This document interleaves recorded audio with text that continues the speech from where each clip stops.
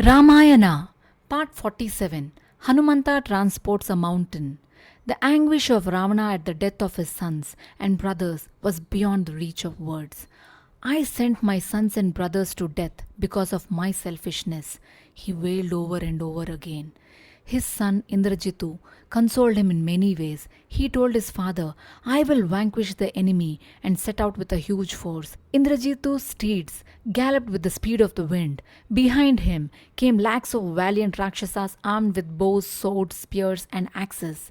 As soon as they reached the battlefield, the Rakshasas started laying about them with their weapons. With shouts of triumph, they swooped on the monkeys. Shooting arrows like lightning, they cut off the heads of the Vanaras. Because of their blows, the heads of the monkeys flew about like balls. High up in the sky, Indrajitu was still shooting arrows and rousing his own warriors. Each one of his arrows killed thousands of Vanaras. He sent forth hundreds of arrows at a time and harassed the Vanaras. After a while, he launched a battle of illusions. This utterly bewildered the Vanaras. They only saw the arrows but could not make out whence and how they came.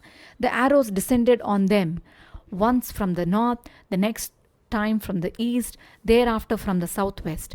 Then Sri Rama said to Lakshmana, Lakshmana, now Indrajitu has the upper hand. He is fighting a battle of Maya, illusions. If this goes on, the Vanaras will be helplessly butchered. So let the two of us encounter them. We cannot overcome him. He will employ powerful astras against us. If we are wounded and fall down, he will return with the joy of victory. Then we can have a spell of rest, be refreshed, and wage war tomorrow. Lakshmana agreed. Sri Rama and Lakshmana began to send their arrows in the direction where Indrajitu seemed to be. Indrajitu was very glad to see Sri Rama and Lakshmana. He used particularly sharp arrows. Sri Rama and Lakshmana fell down unconscious. Indrajitu returned to Lanka with arrogant ostentation. The swooning of Sri Rama and Lakshmana overwhelmed the Vanara heroes with grief, but Jambavanta infused courage into them and called Hanumanta. He said, Hanumanta, this is not the hour for weeping. Sri Rama and Lakshmana have swooned. Lakhs of monkeys have been mortally wounded. They must be cured. So a herb called the Sanjeevani is needed. At once, leap over the sea and go to the Himalayas. You will see two very tall peaks, the Rishabha and the Kailasa. Between them is a peak known as the Aushadha. Thousands of herbs are found there. With those herbs, it is possible to prepare medicines that can cure any disease. There are 4 herbs there: Mrita Sanjeevani, Vishalyakarani, Savarnyakarani, and Sandhanakarani. Mrita Sanjeevani is capable of recalling a dead person to life. Vishalyakarani heals wounds. Savalyakarani ensures that no scar is left behind.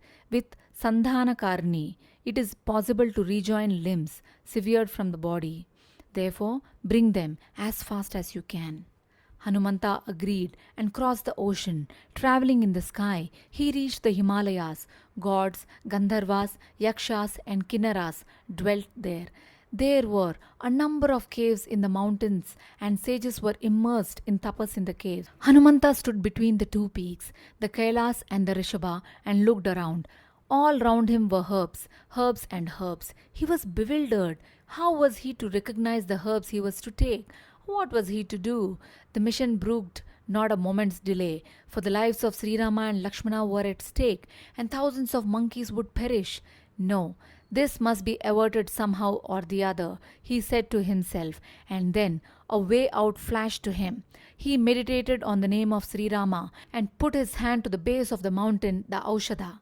Wonder of wonders! The mountain stood in his palm. Still meditating on the name of Sri Rama, he rose in the air and began to fly back to Lanka.